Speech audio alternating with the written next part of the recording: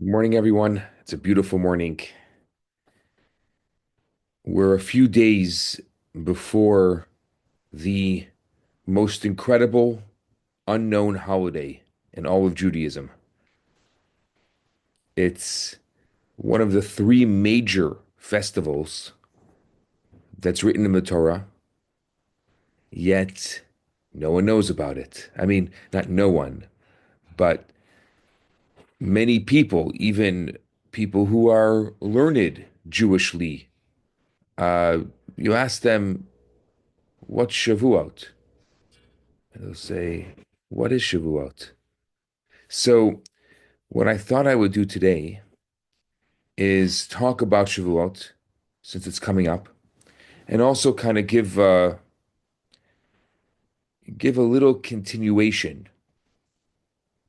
of I guess you'll probably hear my thought process, some of the conversations that we've been having over the past few weeks, especially the continuation of the conversation from last week that is based on that talk that Dan Senor gave at the 92nd Street Y.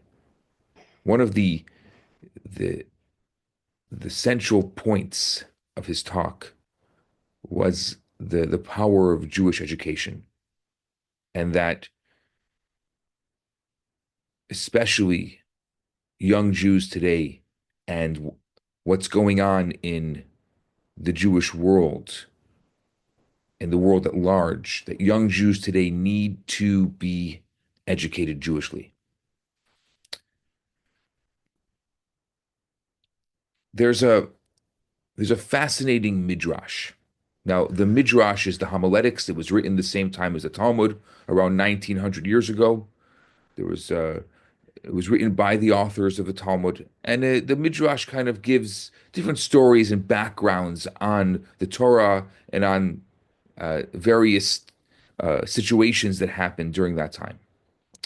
So the Midrash describes a peculiar conversation between God and the Jewish people before the greatest historical event.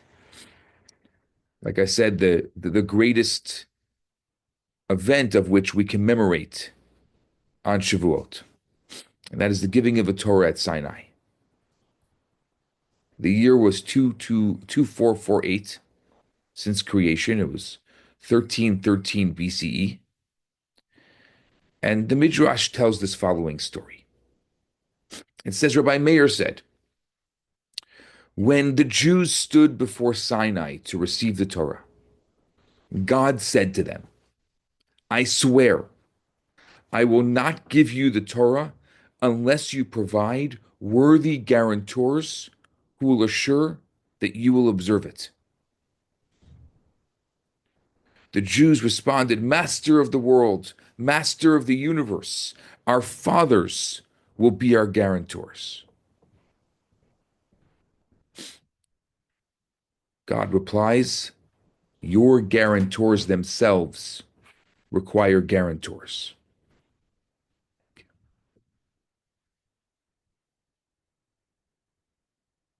Master of the world, the Jews said, our prophets will guarantee our observance of the Torah.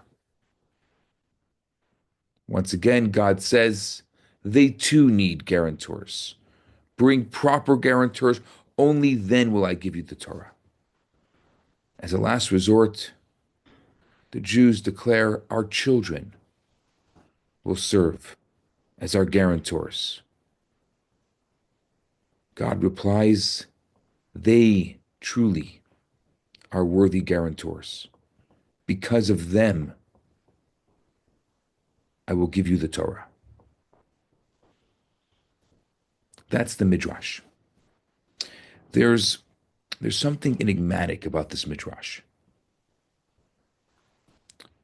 When you lend money, you ask the person you're lending money to provide you with a guarantor out of fear that the person may default on the loan. But how about God? What exactly is God worried about? If the Jewish people accept the Torah, it's because they want it. If they want it, they will keep it. And if they don't, how will a guarantor help?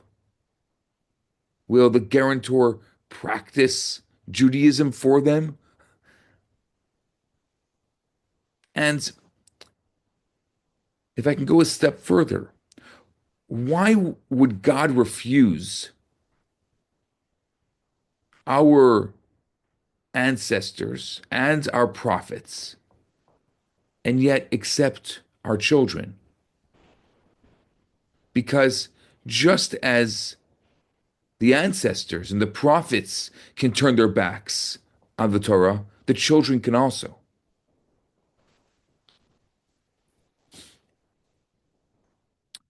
At a at a public address on the second day of Shavuot, it was Shabbat, it was Saturday, May 31st of 1952, 5712. It was a little more after he had assumed the leadership of the fledgling Chabad movement. The Rebbe spoke and offered a homiletical, and I would say even a humorous interpretation of this Midrash.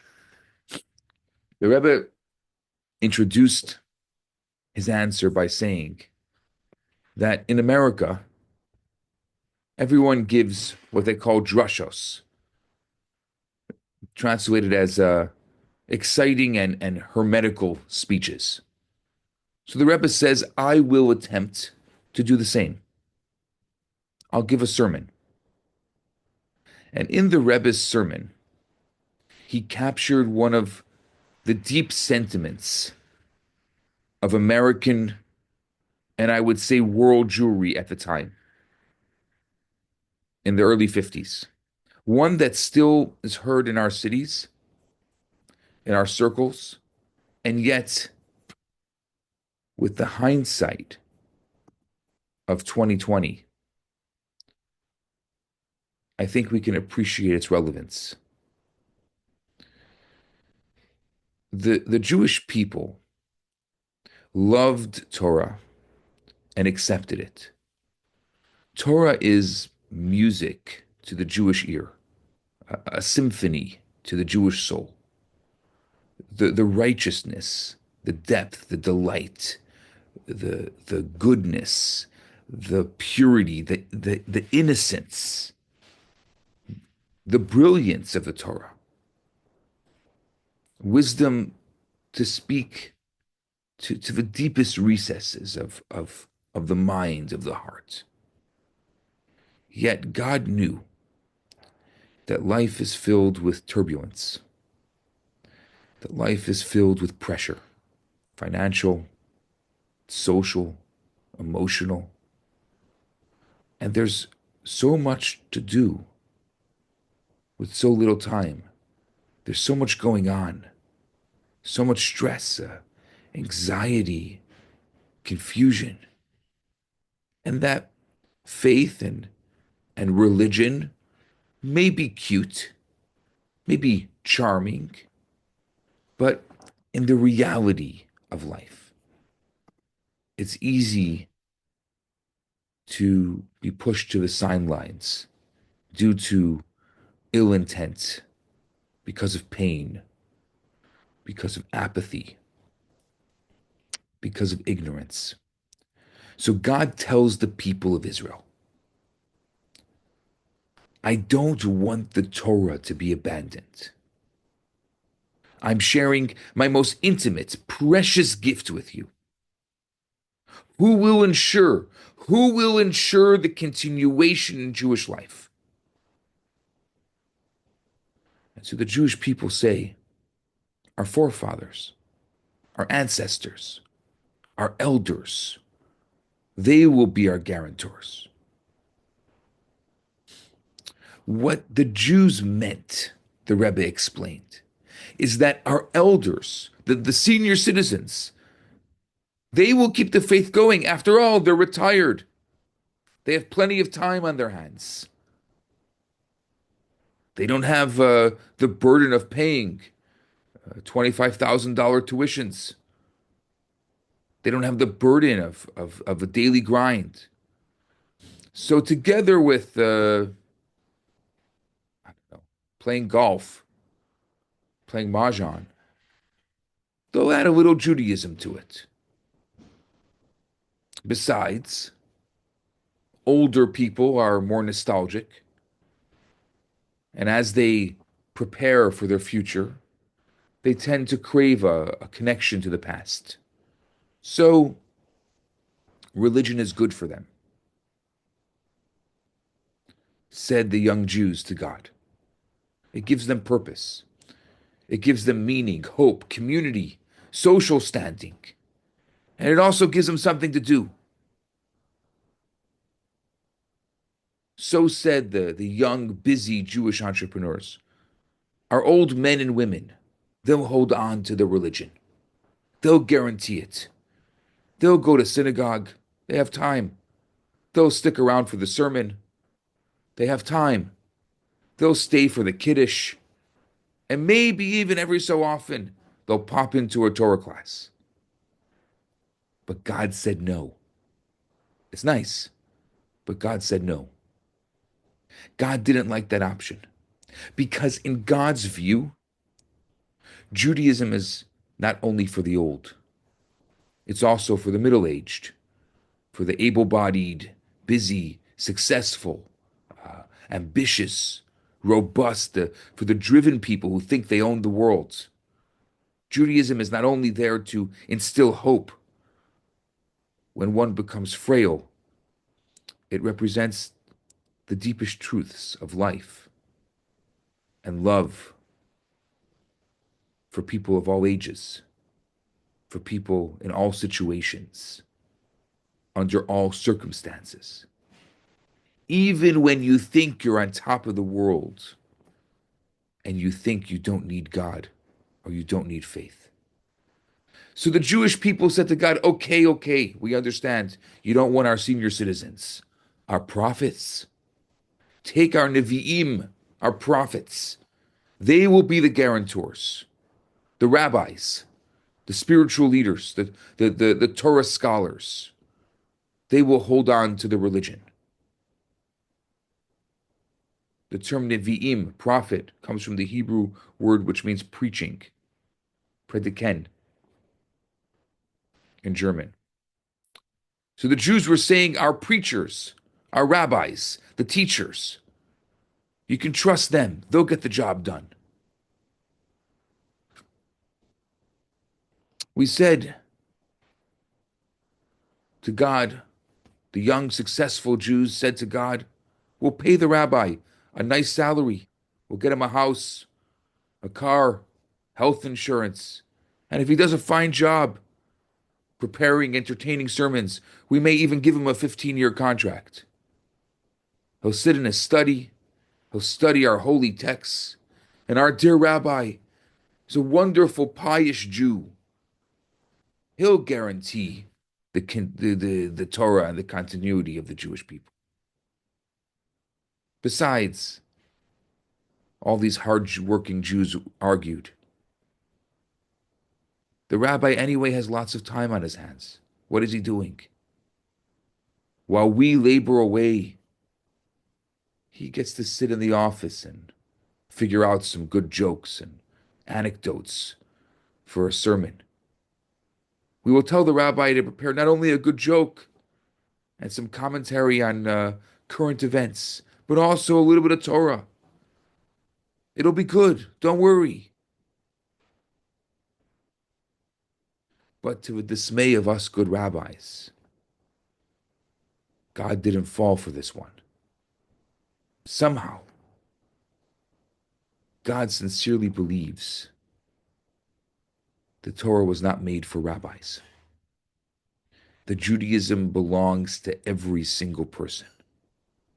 And so God says, I'm not interested only in the rabbis. I want everyone.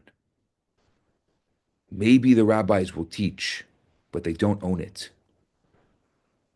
So the Jewish people are now desperate. They thought they would get away with the senior citizens.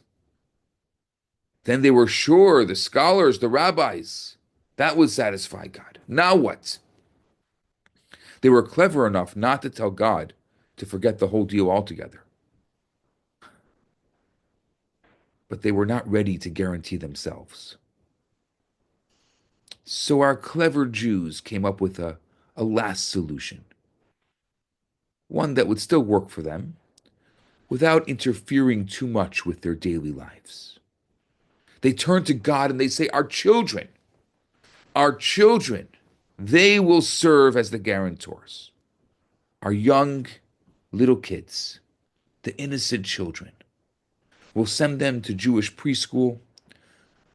We'll send them to an after school, to a Talmud Torah, maybe even to a cheder or a yeshiva, maybe even a Jewish day school. And when they're young, we're fine if they study a little Torah, as long as one day they can grow up and move on. We don't mind if our kids learn a little bit of Jewish stuff.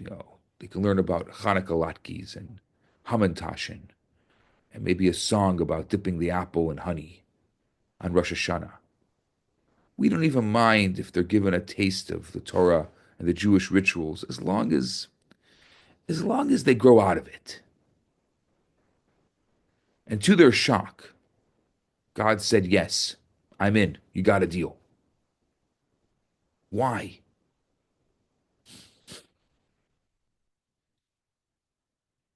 And I'll translate the Rebbe's original Yiddish. The Rebbe said something so beautiful and moving. He said, when our children will get a taste for authentic Judaism, when they will absorb some of the love, the depth, the majesty and light of the Torah, they will ultimately never leave it. They'll remain hooked for life. What is more, they will pass on the love for the Torah to their parents as well.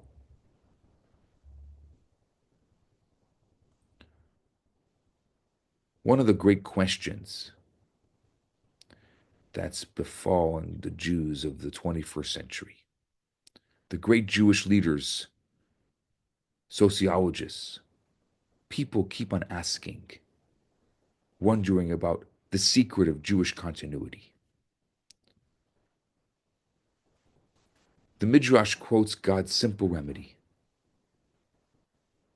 started more than 3,300 years ago. It's the children. God knows children best. He knew that if the children were involved and entrenched in Judaism, our people and our faith would endure forever. The entire future depends on our children. And as a community, our greatest concern, our greatest passion must be ensuring that every single Jewish child receives a powerful, a loving, a passionate, authentic, and inspired Jewish education. If your child loves Judaism, our eternity and our eternal link to the Torah, they'll be guaranteed. Right now, don't have to tell you this, the world is witnessing a horrific breakdown of all morality, of all humanity. A breakdown that we've seen, especially over the past 19 months, in our most cherished institutions, places that we used to think of high regard, that educated our children. Many of them educated us. Today, our children are educated to equate Hamas and the Jews.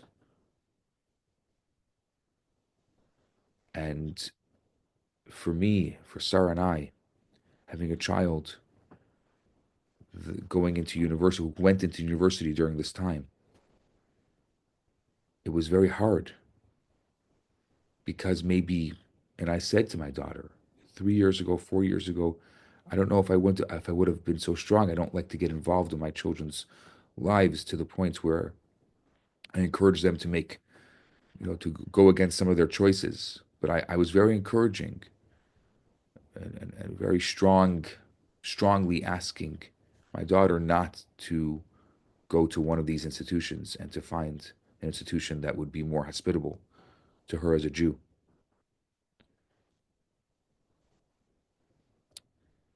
And I think that during this time, we have to give our children, make sure that our children have a Jewish education. I've spoken about this before, but we changed completely our B'nai Mitzvah program. We used to focus for the bar and bat mitzvahs on ritualistic elements. Today, I want the kids, especially kids who are not going to Jewish school, who are not entrenched in Jewish life, and even those who are going to Jewish school to a certain extent, I want them to know Jewish history backwards and forwards. I want them to be educated Jewishly, saturated with the values of sanity, of authenticity, knowing how to distinguish between good and evil. And maybe Jewish philanthropists, Jewish benefactors who invested hundreds of millions of dollars in these corrupt institutions that are rotten to their core. Maybe now is the wake-up call. And I do believe that this is a new conversation in the Jewish world. But we need this to be a stronger conversation. That Jewish benefactors need to invest in authentic Jewish education. Maybe, if I can be so bold, that it's time that we create a mega fund to guarantee an intensive Jewish education for every child. I think it's about time that teachers and pedagogies in the Jewish schools be paid reasonable to be able to create good curriculums, to be able to teach. We have to shower our educators, our principals, with the utmost respect. If our children don't have quality teachers, if they don't receive a quality education, how can they be the guarantors of the Jewish future? No other faith, no other people have attached a higher value to education and to the teachers of Torah education. God says about Abraham in Genesis, "For I love him, because he will command his children and his household after him, and they shall keep the way of God to do charity and justice." The Talmud tells a story that Rabbi Yehuda Hanasi, Rabbi Judah the prince, said to Rabbi Chia and Rabbi Asi and Rabbi Ami on a mission through the towns of Israel to establish teachers in every place. They came to a town where there were no teachers. They said to the inhabitants of the town, "Bring us the defenders of the town." They brought them to the military guard, who often terrorized the inhabitants. The rabbi said, "These are not the protectors of the town, but its destroyers." "Who are the protectors?" asked the inhabitants. And they answered, "The teachers." Story of the Talmud.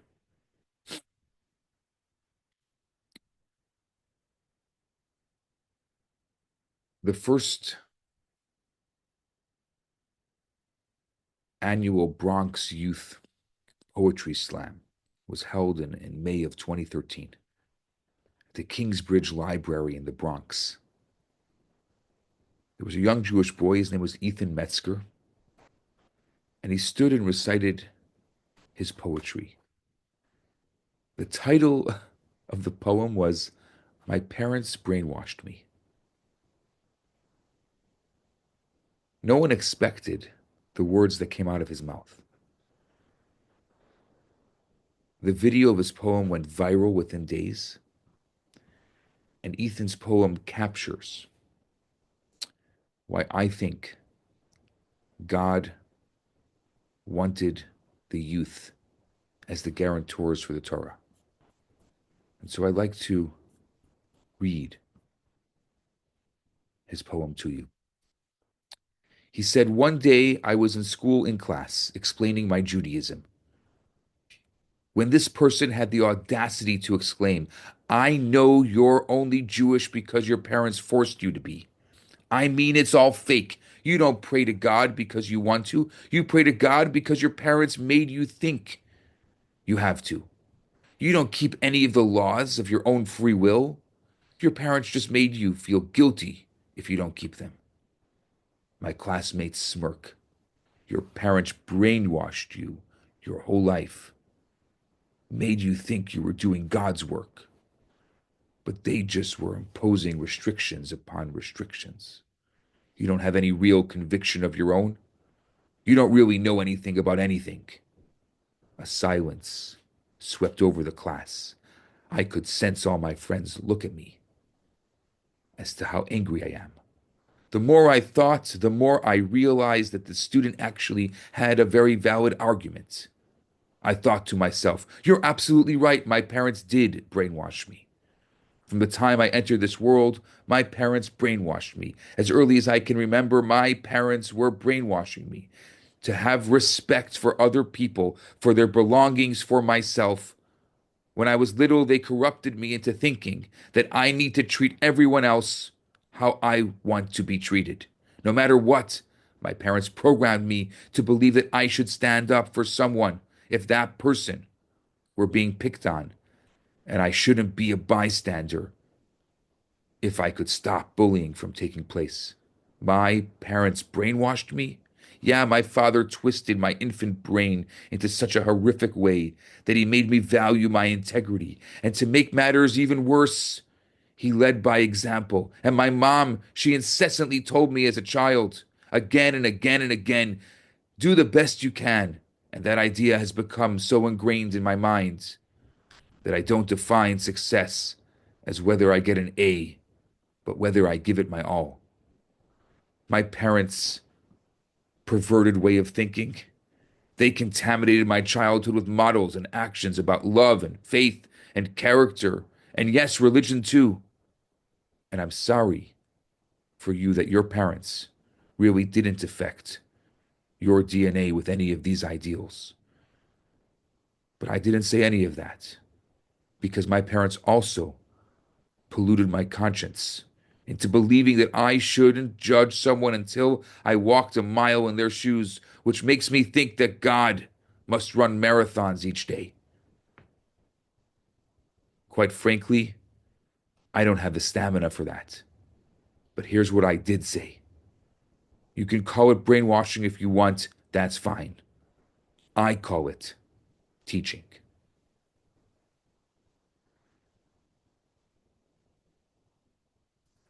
That's Ethan Metzger's poem. I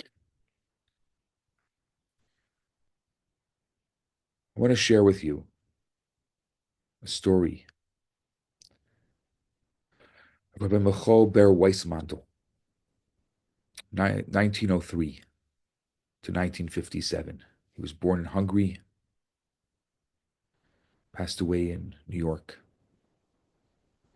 An extraordinary rabbinic scholar, an activist who became renowned due to secret negotiations with Eichmann. Imach with the architect of the final solution, trying to save Hungarian Jewry from extermination. Rabbi Weissmandl was born in Hungary, and he moved in 1931 to the city of Nitra in western Slovakia to study under the great rabbi of the city, Rabbi Shmuel David Unger. He married the daughter of this rabbi in 1937. Her name was Bracha Rachel. Weissmandl was a scholar. He was an expert at deciphering ancient manuscripts. He was the first author to demonstrate the biblical codes, to carry out his research on these manuscripts. He traveled to libraries in Oxford, which gave him connections to the Western world that he used later during the hellish years of the war. As the Nazis were well on their way to exterminating every Jew in Europe, Rabbi Weissmandl entered into a secret negotiation with the SS in Slovakia. As a result of a handsome ransom, he managed to postpone the deportation of Slovakian Jews to the death camps for almost 2 years. Seeing the effects of the bribery and knowing that as the Germans were suffering defeat, they desperately needed money and merchandise, this Hungarian Orthodox rabbi led secret negotiations with the SS to reduce the murder of Jews. This negotiation, which was later named the Europa Plan, you can look it up, it called for the payment of 2 million US dollars for 1 million Jews. Rabbi Weissmandl worked day and night to get the money, but to no avail. Slovakian and Hungarian Jews were deported and decimated. In 1944, Weissmandl and his family were rounded up and they were put on a train headed for Auschwitz. He was separated from his family, knowing full well the fate of the Jews who were taken to Auschwitz. He escaped from the sealed train by sawing open the lock of the carriage with an emery wire that he had secreted in a loaf of bread. He jumped from the moving train, breaking his leg in the process, and hid in a secret bunker in suburban Bratislava. His wife and children perished in Auschwitz. After the war, Weissmandl returned to his city of Nitra, where he lived near his father-in-law, who had hid during the Holocaust and died from starvation in his hiding place in 1945. This was the first Jewish holiday after the war, and many surviving Jews who returned to Slovakia came to the synagogue, came to the shul for the holiday services. The shul was packed. And Rabbi Weissmandl got up to speak, and I want to share with you what he said. He said, my father-in-law, Rabbi Unger, would traditionally get up at this pulpit and say these words. He would say, my dear Jews, it is important to keep the decorum in the synagogue. I will ask all the adults to maintain the utmost respect in our synagogue. I will ask of the children to please sit quietly and behave appropriately. If you wish to make noise, you may not do so in the sanctuary. Children, it is important to remain silent throughout the services. This is what my father-in-law would say each year. But today, I am going to make a different announcement. With tears streaming down his face and a choked-up voice, he said, if there are any children in the synagogue, please make noise. Please make commotion, kids. If any of you are still here with us in this world, I beg you, throw a ruckus. The synagogue was silent. No children survived. The shul had only adults who survived the camps, no children. And Rabbi Weissmandel couldn't console himself. After later arriving in the US, having lost his family, and having been able to save even not many of the Slovakian Jews, he was distraught. He would pound the walls and cry bitterly about what had befallen his people. He later did remarry, and he had 5 children. He founded a yeshiva on a farm in upstate New York. He built an impressive Jewish community in New York, but he died in 1957 from a broken heart at the age of 54.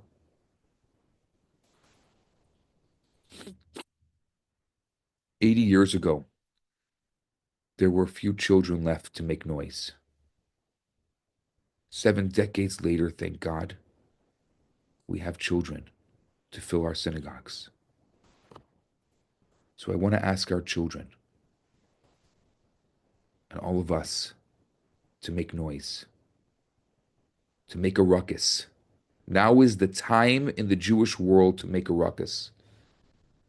Let us hear the sound of laughter, the giggles, the running arounds, the playing with each other. The Lubavitcher Rebbe, who himself had lost his wife and children and community in the war, he once said, an orphan is a child without parents.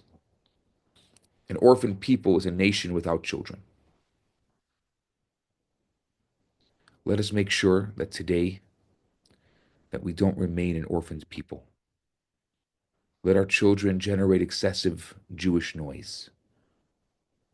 Let the sounds of our children studying Torah, celebrating their Judaism, singing, dancing, laughing, enjoying, let it resonate in each of our homes, in each of our communities.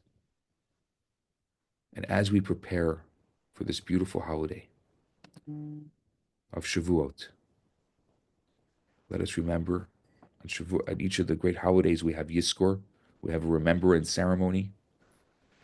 Let us remember all the children who perished. And let us promise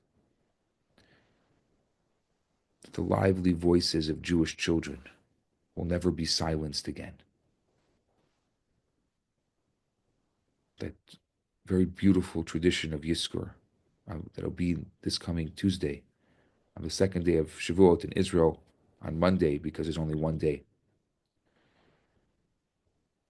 And we'll recite the Yizkor for our loved ones, for our parents, for our grandparents, for all of those who are no longer with us.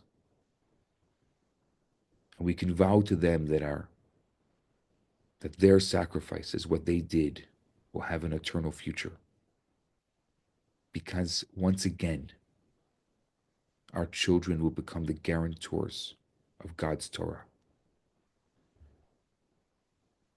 The voices of the innocent souls declaring Shema Yisrael, Torah Tziva Lanu Moshe, those innocent voices will resonate forever. With such guarantors, we will be in business for eternity. And so, as I conclude today, I think we can finally appreciate the Jewish tradition of all Jews coming to shul, to synagogue on Shavuot. There's a tradition of everyone hearing the 10 Commandments as they're read from the Torah scroll on this holiday. When the Torah is read in the synagogue on Shavuot, we experience, we relive a new Sinai transmission of the Torah by God.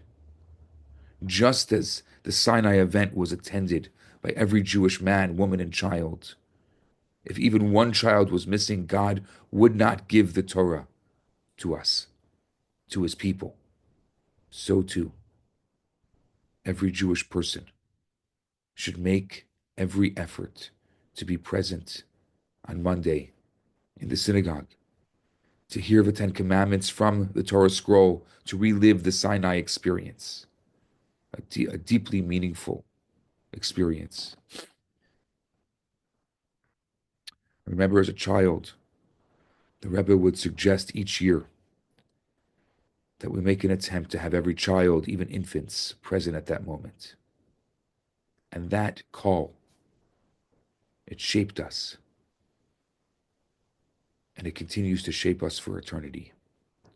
Hashem should bless us that by rekindling that connection, by re-experiencing the Sinai experience, by rededicating ourselves to the inheritance that belongs to us and giving it over to our children, that Hashem should see all of the difficulties of our people right now and the difficulties in the world. And Hashem should bless us, each and every one of us, with a life of good health and beauty and wonder, and being able to not just hear, but der Herr, as we say in Yiddish, to really experience and feel what it means to be who we are and be connected. I wish you a beautiful Shavuot and, of course, a Shabbat Shalom.